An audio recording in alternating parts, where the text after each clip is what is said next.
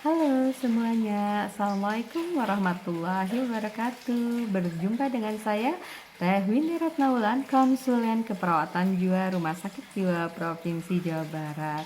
Teman-teman, udah pernah belum nih praktek di rumah sakit jiwa? Oke, ada yang udah pernah dan ada yang belum pernah. Yang udah pernah, udah nggak excited lagi ya, sudah terbiasa. Kalau yang belum pernah, barangkali nih ada kecemasan yang melanda. Oke, cemas boleh. Cemas itu sebenarnya sebagai warning supaya kita melakukan antisipasi terhadap kekhawatiran supaya tidak terjadi. Jadi cemas itu bagus. Kalau kita nggak punya cemas, kita santai-santai aja, taunya nggak sampai pada tujuan. Jadi untuk teman-teman, kita akan sharing nih ya, Teteh akan sharing tentang praktek di rumah sakit jiwa gitu ya. Teteh udah dari 2007, salah 2005 ya di rumah sakit jiwa. Oke, yang harus disiapkan apa? Kalau Teteh sih selalu bilang siapkan diri sendiri. Kondisi fisiknya siapkan supaya fit, kondisi mentalnya juga. Biasanya kalau udah di rumah udah bawa masalah, nah itu akhirnya kurang maksimal juga untuk melakukan praktek keperawatan jiwa.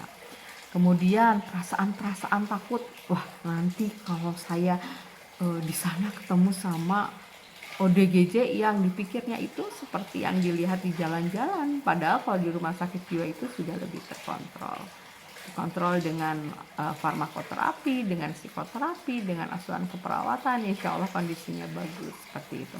Kemudian yang selanjutnya persiapkan untuk bahan-bahan ya teman-teman. Teteh yakin dosen-dosen dari akademik itu sudah mempersiapkan teman-teman untuk praktek lapangan. Ya, jadi yang pertama teman-teman, kalau Teteh bilang dulu siapkan untuk SPTK, strategi pelaksanaan komunikasi terapeutik. Nah itu teorinya seperti apa, formatnya juga harus disiapkan. Kemudian bikin laporan pendahuluan. Kalau untuk Teteh, paham tentang laporan pendahuluan itu sangat penting sekali. Ya, pentingnya kenapa? Kalau kita nggak bagus di teori, nanti kita di lapangan mau melakukan apa? Untuk yang D3 keperawatan, siapkan LP. LP-nya yang pertama adalah halusinasi, kemudian risiko perilaku kekerasan, isolasi sosial, harga diri rendah, dan defisit perawatan diri.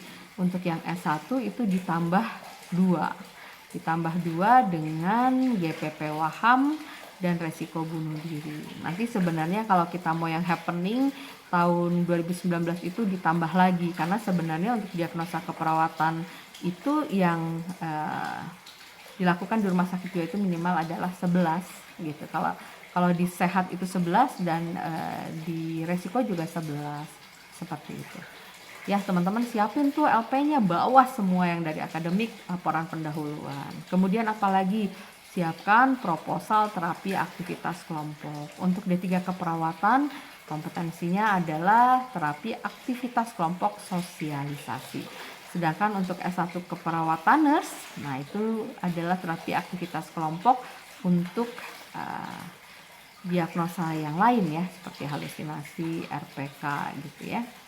Oke, dan lain sebagainya. Kemudian apalagi yang harus disiapkan? Sesuai target ya, biasanya ada pendidikan kesehatan. Ini nanti tergantung sama si AI-nya dikasihnya apa, tapi minimal teman-teman tuh harus punya nih format format untuk proposalnya gitu.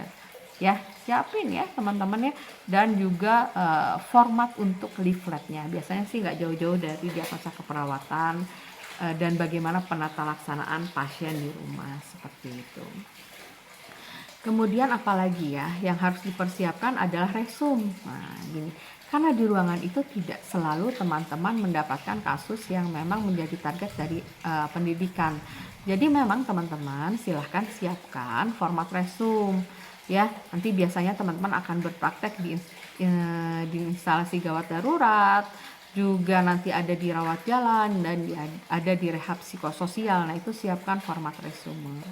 Untuk teman-teman yang akan presentasi kasus, biasanya untuk D3 keperawatan itu nanti akan presentasi kasus case study, studi kasus untuk pasien kelolaan perwakilan masing-masing kelompok, sedangkan yang untuk nurse biasanya macam-macam ya. Salah satunya adalah literatur review. Literatur review silahkan cari bahan-bahan untuk dibuat kajian literatur yang akan dipresentasikan di akhir perjalanan praktek keperawatan jiwa di rumah sakit jiwa. Gitu ya teman-teman. Kalau untuk TAK gimana Teh Winda? Siapin dong proposal TAK-nya ya. Biasanya kalau boleh pakai sumber apa saja, tapi kalau Teteh sih sarankan ada yang dari Prof. Budiana Keliat, nah itu sangat lengkap, silahkan ikuti. Jadi kalau terapi aktivitas kelompok itu memang sudah ada bukunya, silahkan ikuti dari mulai persiapan sampai nanti dievaluasi itu ada.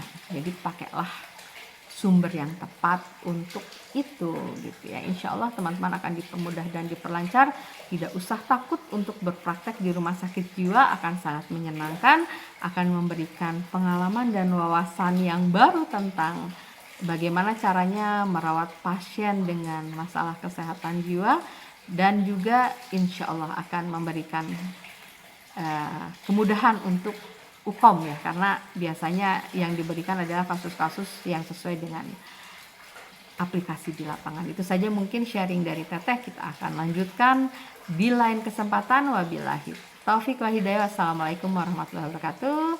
Selamat malam, salam sehat jiwa.